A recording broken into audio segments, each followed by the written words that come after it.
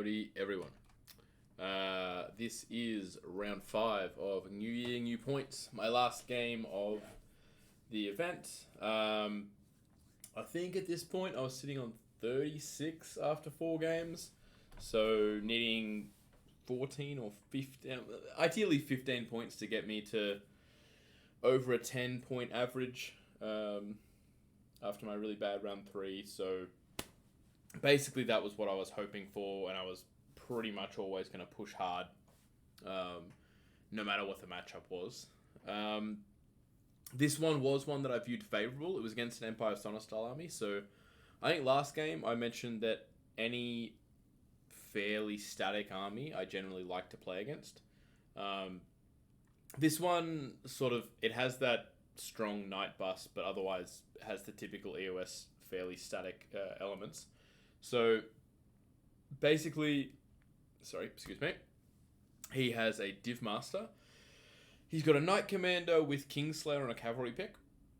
He's got an Inquisitor with 5 attacks and Blessed Steel. He's got a Prelate with Hero's Heart and Ghostly Guard. He's got a Marshal BSB. He's got an, I've been criticised for my pronunciation of this, Artificer. I think that's right. I could be wrong. He's got 11 Electoral Cav with Stalker's Standard. He's got a unit of Crossbowmen, 2 units of Heavy Infantry, one of them Parent, one of them Support, 5 Reiters, 18 Imperial Rangers across 2 units, a Cannon, a Tank, and 24 Flagies. So, essentially looking at this, I'm quite happy not to see the Light of the Sonistal on his Knight Commander, because that is a really strong weapon against my character's star. Basically because it, like, the auto wounding factor gets through my Soothsayer's defenses. So what would, I haven't actually had the situation where it's come up, but what I envisage happening in that situation is basically like, I would be switching the position of my characters so that his Son style character can't connect with my Soothsayer. And theoretically, he probably doesn't want to charge me if that's the case, so he would be switching his position in his turns and sort of have a standoff there where he wins the shooting game. So basically, not a great matchup if he has this, or a worse matchup if he has the Son style, but because he doesn't, I'm not as worried about the Electoral Cav against my Chariot star, basically. And the way that I viewed this matchup was basically, how does his artillery go and his magic against my monsters? Because if I get them into good positions, he's probably in a lot of trouble.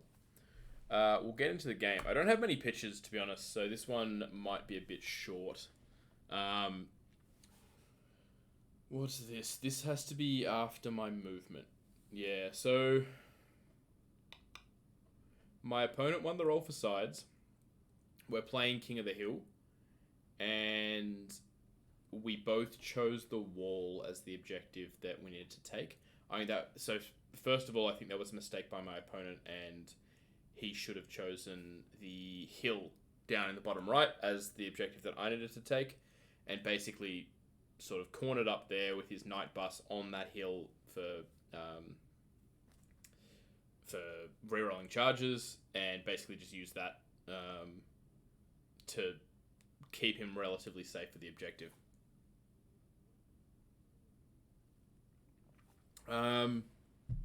But he didn't.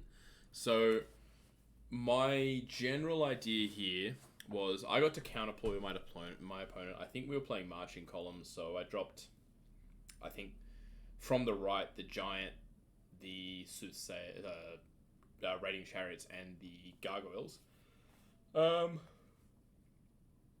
I can't remember what my opponent dropped, but I think he might have been dropping from the left and dropped his Reiters first. So essentially, I dropped everything once I could to go first. The Gortach backed up behind the house to avoid getting shot by the cannon. It did leave it open so the cannon could shoot my characters, but that's basically just a risk that I take when I go into this game, where I'm like, if your cannon wants to shoot my characters, I have to hope for the best. My Gargoyles over on the left, I think they were mainly there to help my giant zone out any rangers who wanted to get into a really annoying position. Knowing that I had the Gargoyles in the forest for early game chaff if I needed, and that I could bring them back around to be relevant later on. One thing as well, these flagellants on the hill are not actually there. So this was I think we were fiddling around with the new UB, and because we were still playing it in beta, we needed to basically redeploy most of our ranked units so that the reform button would work. So they're not actually there. They were deployed over in the right corner, like you can see. So yeah, basically on my first turn, I got one of my giants down in a really annoying position. He'd obviously draw a lot of fire and probably die, I was expecting, but there'd be a lot of attention that would have to be turned over to that giant over there. And pretty much my Centaurs went to get hard target from the wall. My Chariots pushed up, not really worrying about... I think they were out of range of the Chariot, the cavalry unit. But basically, yeah, like I was almost content with the fact that with my magic, with the giant in the position that he was, I felt like I could probably mitigate the impact of the cannon. And then between like Totem Beast and Chilling Howl and all that other nonsense, I might even be able to just play defensively if I needed to, and try to get the objective on the wall and not let my opponent get onto it, basically. Moving forward, who knows what this is going to jump to? Oh, well, I don't have many pictures, but one of them is just of the magic phase, which is I got off Entwining Roots on the cannon and Chilling Howl on essentially everything that wanted to shoot. It was only 6 inches, so I don't think it would have affected the steam tank cannon, but it looks like I cast on the crossbowman unit, so it's going to affect rangers, cannon, and reiters. I don't know where we're going to jump to next, but we'll find... Whoa, okay, a lot of things have happened. So, I'll talk it through here. Basically, these reiters turned around and chaffed my giant. He moved things up to be able to shoot at them. And I think he did 5 or 6 wounds, basically. The position of the reiters gave me a 10 on my Centaurs to charge into their rear, which I decided to take. And I also had a 10 on the position of the steam tank to get my Chariot characters into it. Plus, I think where he moved up, I always had the choice of chaffing him with my Briar Beast if I needed to. The flagellants on the side moved up pretty aggressively, and I sent both my Chariots and my Giant into them. So this is basically the position that ended up. I moved up aggressively with my Gortach because sort of the cannon had not so much more important things to worry about, but I needed him threatening anything that came into the center. Even though I did have his knights chaffed, there are a few things that could happen. So basically, if my Centaurs didn't kill all of the reiters, they'd have to shift down, and I wouldn't get this overrun into his heavy infantry. And it's quite possible that these knights, when they charge my Briar Beast, sort of overrun and get into a region around here, looking to score that objective, basically. Yeah, basically, my Giant took 6 wounds from the 2 units of rangers shooting at him. The reiters, only 2 of them got to shoot, though. And the cannon, I'm pretty sure, shot at them. At him, I should say. So, we don't know his gender, actually. It might be a them. Who knows? But basically, yeah, it took 6 wounds on the Giant.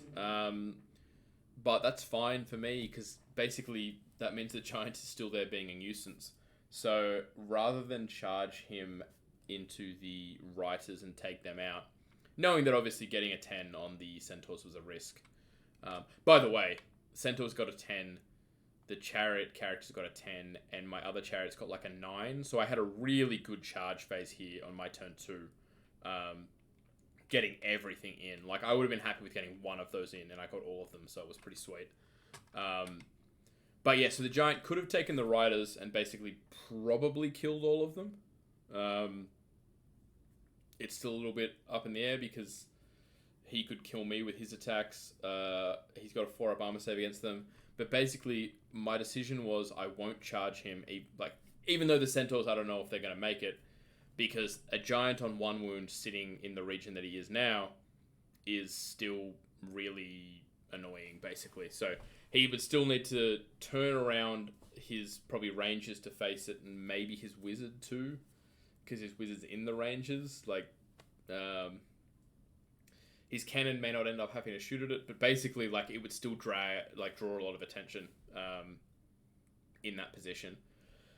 I'll just talk sort of about what happened here. Basically, the Centaurs did kill all the Riders, so they did get a flank charge into the heavy infantry. And the steam tank combat was a little bit interesting because we realized when the steam tank attacked, it could do its grinds and its breath weapon simultaneously, which meant that, at least from our reading of the rules, which seems correct, but it could possibly be wrong, the hits are all simultaneous, which means that he can split them up however he wants. So I don't know exactly what he rolled for his hits, but basically what it meant was that he could put all 4 of the Strength 5 grinds against my Shaman, and he could put just the breath weapon attacks on my other characters. Knowing that, I probably would have gone Toughness 6 on my Shaman, or I would have buffed that unit, but I didn't know that, so basically it came down to the combat where he did 4 wounds to my Shaman. I needed to make my Druid, I should say, and I needed to make at least 1 6-up armor save, and I did. So he stayed alive on 1 wound in that situation. I think I also got a Totem Beast up here, but I don't know what the next pitch will be. So yeah, okay. So yeah, Totem Beast sort of middle bottom here. We also realized, so if you look between this on my giant and here, we realized that New UB could has a wound counter in it, so everything looks a bit cleaner now. Interestingly, wow, okay, yeah, I must have. Oh, this surprises me. I killed all 24 flagellants in the first round by the looks of it. I'm pretty sure I rolled well on my impact hits. I got 14 or something. So between the impact hits, the Giant's auto hits, the Giant's Thunder Stomp, the Chariot's attacks, I guess it's possible, but probably pretty lucky the fact that I managed to kill all of them at once. Though I guess it doesn't really matter if this was at the end of my opponent's turn. It would sort of be the same situation because nothing's coming into counter or anything. I did 3 wounds with my throwing weapons, it looks like. And basically over in this Chariot against Steam Tank combat, pretty much I took 3 wounds on my Druid, but I saved 1. I did 3 wounds to the Steam Tank. I'm now sitting here thinking my Druid is quite possibly going to die. But I will take Toughness 6 on him in the next turn. He doesn't have Breath Weapon anymore. So there's still a pretty decent chance that he manages to stick around. Let's see what the next picture takes us. Yeah, sure. This is, I think, my next movement phase. So basically in his turn, I'll go back, actually. So in his turn, the cavalry charged my Briar Beast. The shooting, fucking, all of it went at the Giant, and my Giant managed to live, which was pretty lucky, I think. He did countercharge my Chariots with his heavy infantry, but it was sort of just getting me combat res more than anything else. I didn't think it was all that likely he was going to break me, but it would definitely bog me down. Why did my Gargoyles end up where they did? Okay, and so my Giant charged the Artificer unit here with the BSB, who I'm pretty sure failed their terror check, ran, and then I managed to charge them off with like the Chariots and the Gargoyles, I think. Got them off the board, which meant that my Giant got into his Wizard after he'd moved their position, pretty much. Also over the round of combat, whatever happened here, my Centaurs did kill his heavy infantry who was flanking as well. So basically, at this position, it's looking pretty good. You know, I've just got to grind through these heavy infantry. Probably I'm able to kill this steam tank in not too long. Gonna kill the cannon with my Wildhorn, surely. The Giant put all of his attacks into the Div Wizard and just killed him. And because this was my turn... When is... That Giant charge might have actually been an overrun from the BSB combat. Because this feels like my opponent's turn. All I know, I know that my Centaurs didn't charge his cavalry and I had the choice to. Maybe I didn't overrun into them. I think he turned them like that and I chose not to overrun into him. So he would have to charge me. Basically because him charging me would give my Chariots, assuming that I won over here, more room to reform. And sending my Centaurs in, I'd expect to lose. And would have given him basically... even though it would have been fought on his turn, he would have been able to turn them around. So I didn't really want to give him that free pivot in a better position. Pretty much I'm quite happy with the position here, because even if the Centaurs die, he's sort of got a choice of going over with his cav where they're going to be irrelevant for the rest of the game, or my Chariots and my Gortach are going to be looking at them pretty scarily. And at this point, like, I end up losing this Giant in this combat, but other than that, like, I haven't really lost much. I brought these Wildhorns on to get what seems like a very open objective now. And yeah, I'm basically, like, I'm attacking from multiple fronts at my opponent. He's lost quite a bit. Honestly, from a lot of it, quite bad luck, but, you know, I'll take it where I can get it. So it's going pretty well in this position at the moment. I don't 100% know why he ended up charging the Rangers into the rear of the Centaurs here. This is so I don't even know what turn this is at this point, but it doesn't really matter that much. I killed the steam tank and was just fighting his heavy infantry. He charged my Centaurs with his bus. He also charged the rear with his Rangers.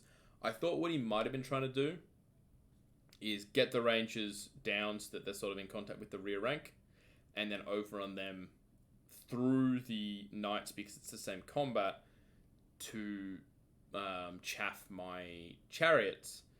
But I'm pretty sure once he finished up this combat, he just reformed his Knights to sort of keep everything in the front. So that wasn't his plan in the end. Well, the next slide sort of ruins it, but pretty much what he did was he deployed along, reformed along this line after killing the Centaurs. I turned around as best I could with my Chariots, and essentially what that meant was that I could clip where I only touched 2 Knights with the Gortach, and I had the Chariots in contacting most of his characters and like locking them in place. In the combat, my Shaman fought his Inquisitor and got the shit kicked out of him, but it didn't really end up mattering because between my Druid, my Beast Lord, and my Gortach, I butchered his unit. Left him with only... Did I kill a guy? I think he only had 2 characters left. So it must have been Inquisitor left, and I think I killed the Prelate, so I think he had his Knight Commander left as well. But with all of them dead, I'd won the combat. Ran after him, didn't chase him, but he didn't rally and he ran off the board. So pretty much... after I got the characters and the Gortach into his Knight bus, it was a big win to me. So, as we can see here, yeah, 20-0 Beast Herds. Honestly, it was, there was quite a bit of bad luck against my opponent. or good luck in my favor, I guess, because, you know, early on I got 2 charges where I needed 10 on the dice, and another fairly decent one. It wasn't 10, but something decent, at least on the Raiding Chariots into the Flagies. And realistically, I think that was the most important thing in the game. Other parts went against my opponent, like the fact that a 1-wound giant he couldn't kill. But, yeah, like, the fact that... Pause for a second. So this position, it's like, where this looks quite standoffish. We're quite far away from each other. Getting those 2 long charges, I think, basically opened up the game because I was threatening from the left, I was threatening from the right, and he didn't really have any counter charges left available. So I think this was sort of the threat of this game for my opponent. He sort of tried to play it openly and aggressively and go for that wall for King of the Hill. And doing that sort of gave me a greater chance to win big, I think. Whereas if he had deployed on sort of more in the right corner, sort of facing and, like, not necessarily just castling and staying there, but, like, threatening out and moving out from there, he probably would have had his flanks better protected and would have given me less opportunities to get in and be dangerous, I think. Yeah, so basically, I think the most important things in the game were the fact that I got those 2 early long charges that really opened everything up. Happy, obviously, with the win. Getting it a 20-0 gets me well and truly above the 10 average, which, I mean, from 36 points isn't looking as great. So pretty happy with that. 4 wins out of 5 at the tournament. One of them sort of doesn't count because I didn't play the game, but I do think that I would have won that game anyway, so I'm just going to count it. Yeah, overall, I think, in all honesty, so if we go back to my list, the new version of this does have Dark Rain in the characters, but I think I preferred the version where I have double Gortach. So, the Beast Giants are going out. You know what? Let's just see if I can bring it up. Yeah, okay, so this is my new idea. Basically, same Chariot star, still with the ambushing Wildhorns. I've got a big block of mongrels in core. There's 2 reasons for that. I wouldn't mind having Wildhorns instead of them with paired weapons and still Banner of the Wild Herd, but I don't have enough Wildhorn models when I run in real life, so that'd be like 70-ish. I've got about 50.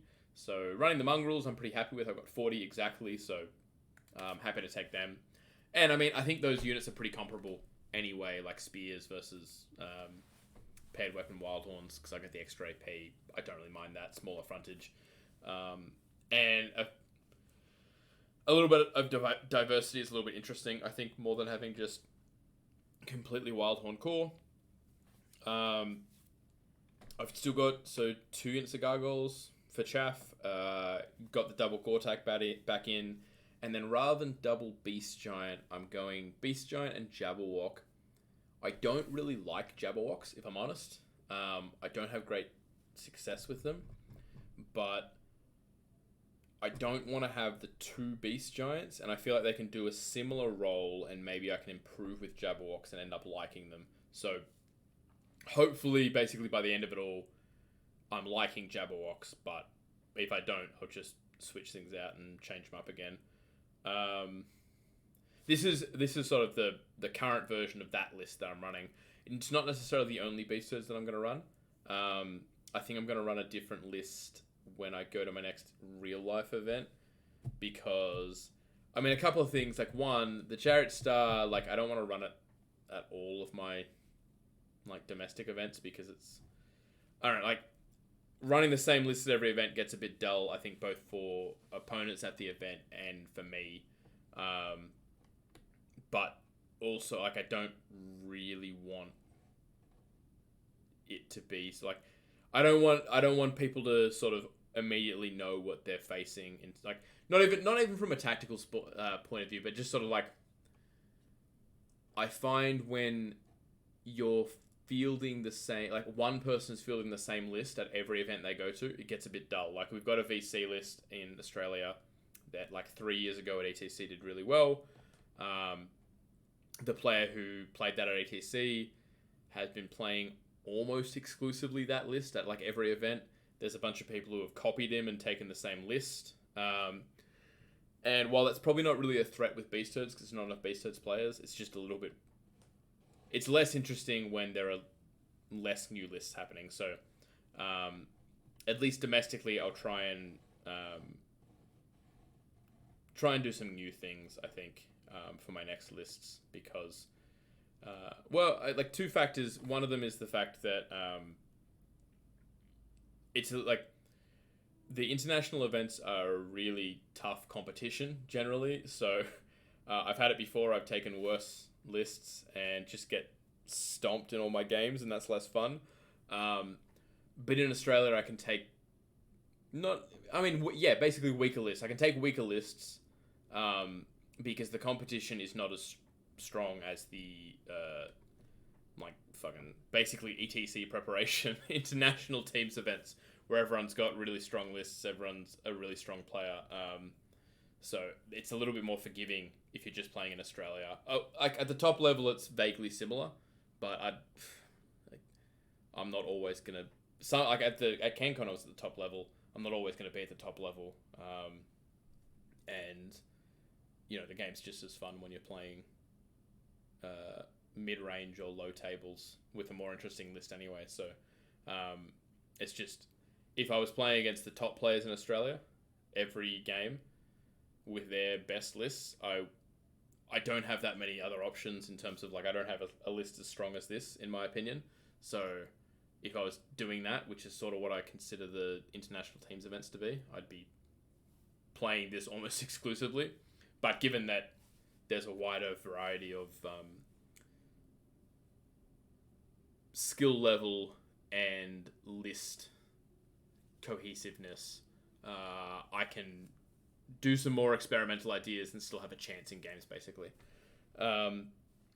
This is, at this point, basically not at all relevant to the battle report that I just did, but I don't know. We've gotten here somehow, so that's basically my thought. This is the latest variation of the list that I ran in that tournament. It's likely what I will run at the upcoming 8-man event.